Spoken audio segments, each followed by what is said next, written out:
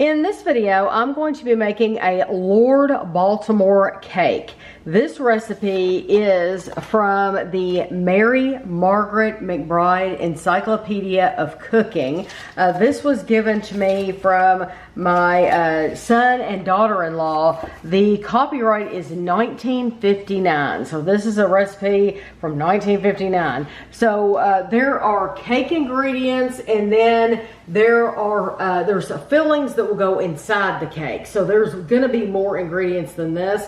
But for the cake recipe itself, you need 2.5 cups of cake flour, which I kept this out here so you can see the box that says cake flour. Then you need 2.5 teaspoons of baking powder, a 1/4 teaspoon of salt, 3/4 cup butter, 1 1/4 cup sugar, 8 egg yolks, 3/4 cup milk, 1 teaspoon of lemon extract, and 1 teaspoon of orange extract. I have both of those in here. You want to preheat your oven to 375 degrees, and you want to, if you have Baker's Joy, I like using Baker's Joy. You need 2 9-inch round pans. I sprayed mine with Baker's Joy, or use parchment paper, but you want to make sure that you spray down your pan. The first thing we want to do is we want to beat our egg yolks until they're very thick and until they're a lemon color. So I'm going to use my whisk, and I'm going to whisk these until they're very thick.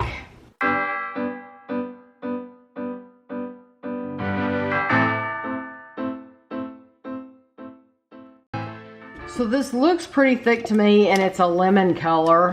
So I'm going to switch my mixing bowl. I'm gonna lay this over to the side, and then I'm gonna get a new mixing bowl, and I'm going to cream my butter. I'm gonna put my butter in here, and then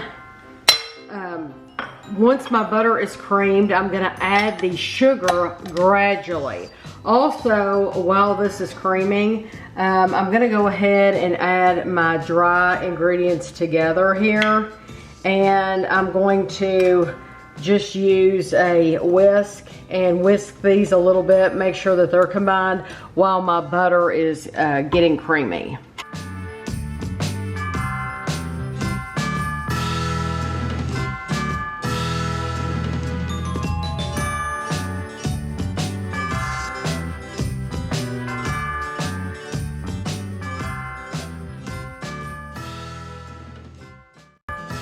Says you want to add your egg yolks and then beat well.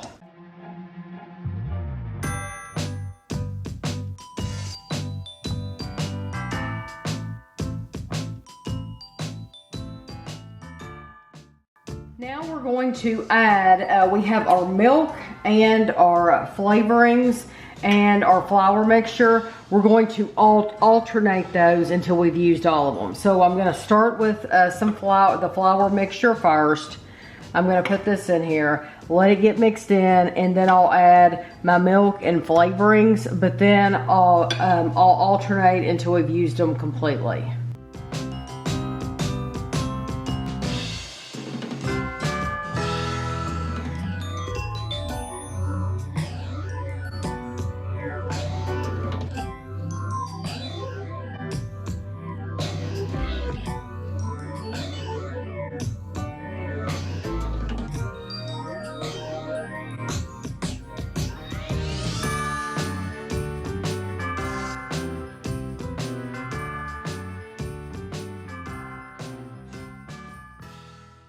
This is very thick, like bread batter, and so it really doesn't want to move at all.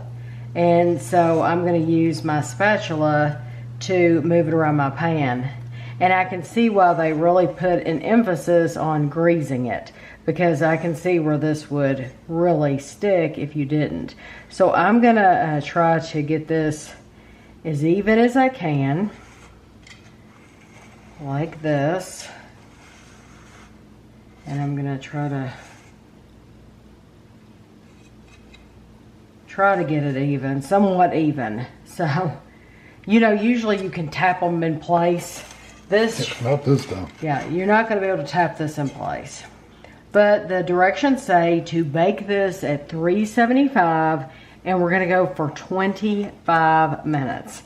So, what do you think, Kevin? Do you think I should go for 25, or do you think I should set it for less? I'd set it for a little less. Okay. And check on it. Okay, I'm gonna set mine for 22. We'll set our timer for 22, but it might end up needing the full 25 minutes. It's not like your modern day directions where it gives a time in between.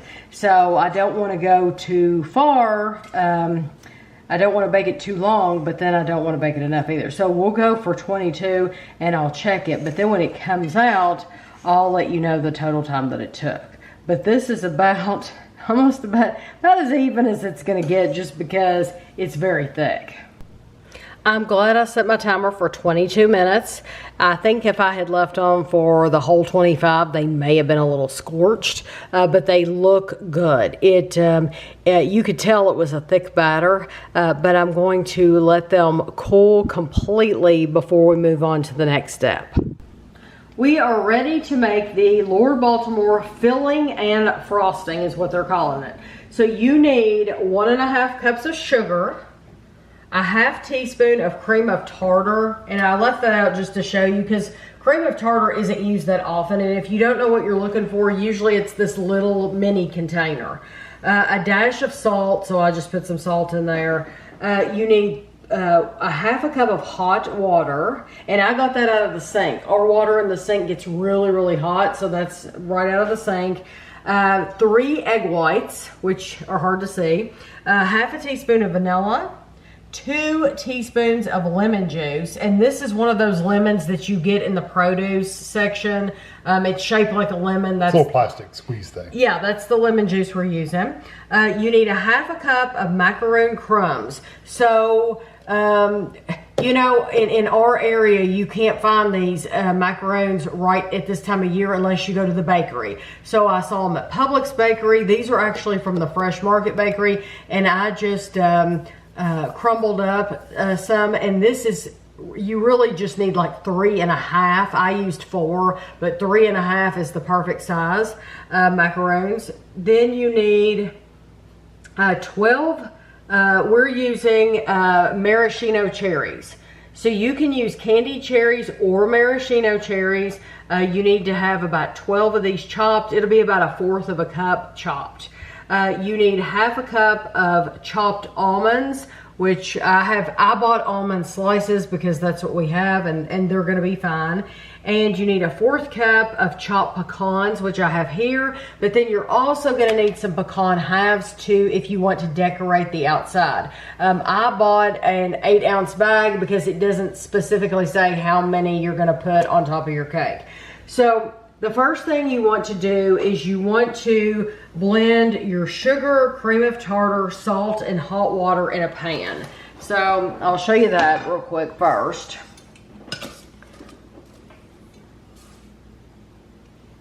So sugar, cream of tartar, salt, it's just a dash of salt, and your hot water. And we're gonna put this on the stove. And we're going to stir this in just to mix it together, but then you're going to cook without stirring until it gets to a softball stage or 240 degrees Fahrenheit on the candy thermometer. So I'm going to put this on the stove and do that. While this is getting to that stage, we are going to beat our egg whites until they're stiff. And I always think this is so much fun to watch because this is your 3 egg whites, and literally you don't realize that if you've never seen it, that this is going to turn into a white frothy mixture.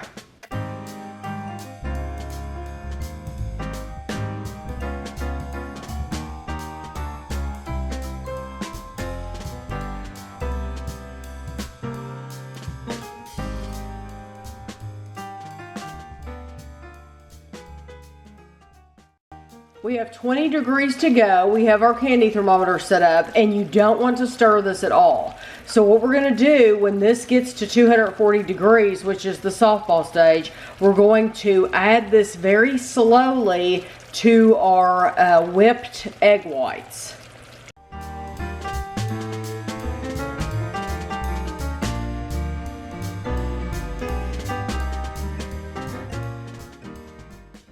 Now you want to mix in your lemon juice and your vanilla.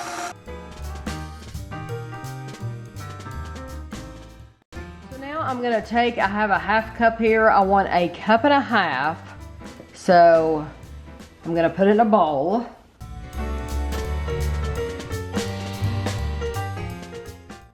Now you want to add your crumbs and your cherries and the chopped pecans, and then your bag of your almonds.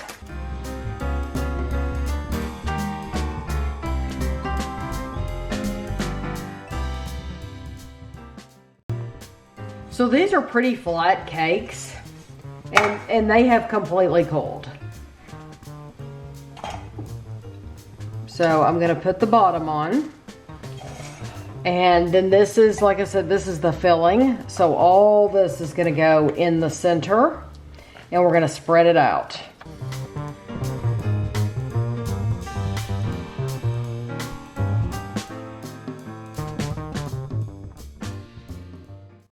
We're going to take our other half, put it on top, made our sandwich, and so now we're going to take this off here, and we're going to frost our cake. And I'm going to use a one of these spatulas. This is very thin,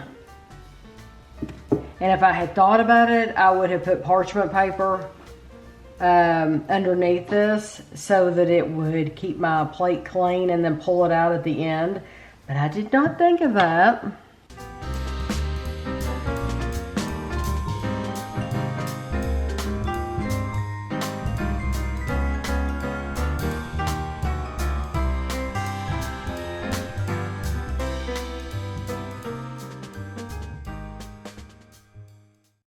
Pour some of these out just so that they'll be easier to grab.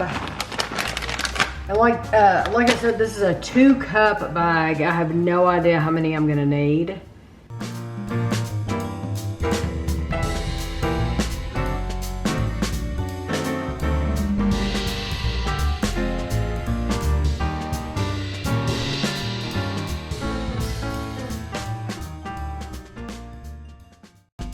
Doesn't say anything about letting this sit up, waiting, refrigerating, anything like that. It hasn't ran though. It hasn't ran at all. So we are going to dive right in.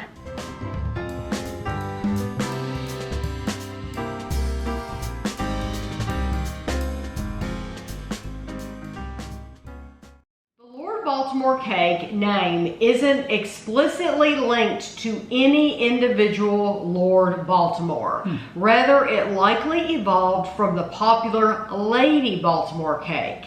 A Southern specialty is associated with novelist Owen Wister's 1903 novel, Lady Baltimore. So there's a book, which was inspired by a cake he enjoyed in Charleston, South Carolina. The cake served at the Lady Baltimore Tea Room was a variation of the Queen Cake, a popular dessert of the time. Wister's novel's fame, and likely the cake's initial association with the novel, led to variations and other names, including Lord Baltimore cake. In essence, the Lord Baltimore name is a derivative of this original cake. So, I have not made I should have made the Lady Baltimore cake first. I did not know. You didn't. I would have thought the Lord came before the Lady, so I made the Lord Baltimore cake first. However, I do plan to make a Lady Baltimore cake. So, and we'll see which one we like the best, because we might agree, we might disagree, but it'll be fun. So this looks really nice. It does look really good. The cake, I was worried about the cake being really, really dense. Right. So I'm gonna try some of the bottom cake. Oh yeah, that's a dense cake. Well, it smelled wonderful. You taste that lemon. Mm-hmm.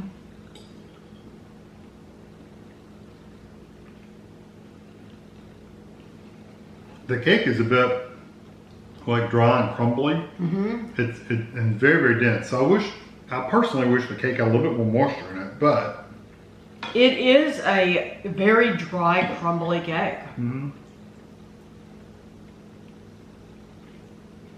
Well, and you saw it didn't get fluffy. It didn't have a lot of rise to it at all. It pretty much stayed the same. You know what Tammy said? It looked like bread. Mm-hmm. Yeah, when I took it out of the oven, I thought, oh, this looks like bread.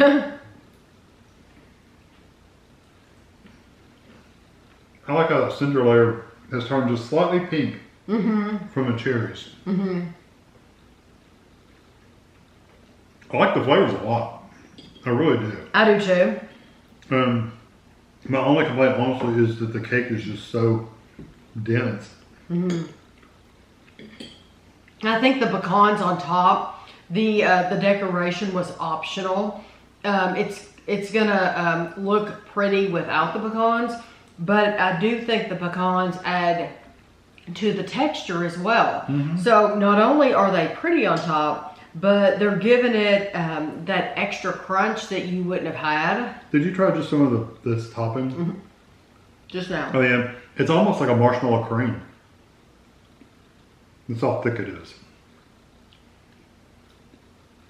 Mm. If there was more like vanilla or something in there, it would almost have a marshmallow. Yeah, flavor. that's really nice. That's so good. that's where you're getting your sweetness from. You're getting your sweetness from that, well, and some from the cherry, but there isn't a ton of cherry flavor. Mm-mm.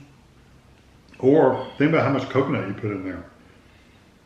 Those coconut. Oh, the macaroons. The macaroons, they're coconut. Mm-hmm. You don't really taste coconut in here either. You get the texture, but you don't really get the flavor of coconut. Mm. I like it. I think it's good. I like it a lot. I think if you don't want to go to the trouble of making this from scratch, you could get a white cake mix, and you could do that. Or and yellow. then or yellow, and you could still do the inside. You could still do the second half of the video where we made the inside part and the top, and it still is going to be very special. Yep. And it'd be a lot fluffier. it will be a lot fluffier and a lot moister because this truly is, it's like a bread texture. It's almost like cornbread. So it's not bad. It doesn't taste bad at all. But there's no springiness, there's no sponginess. It's heavier though. It's a much heavier cake, and maybe in that time, maybe that was common for cakes to be. 1903 is when this novel was written. So maybe in those times, cakes were heavier, thicker. I can imagine them being that way. So it tastes good, but we're just used to something else these days. So, like I said, we are going to make the Lady Baltimore cake. It's completely different. It has very, very different fillings, ingredients in it, and so that's going to be fun to make too. So if you've ever made one of these, feel free, let me know. There are many variations tons of this recipe. Some of them even have like pink frosting, I believe. The reason I went with this is because this is a very old cookbook, and I wanted to try to make as close to the original as I could. And so even though there are a lot of variations, I wanted to try to just get the original. So this is the closest to the original that I could find. So I hope you enjoyed the video, and thanks for watching.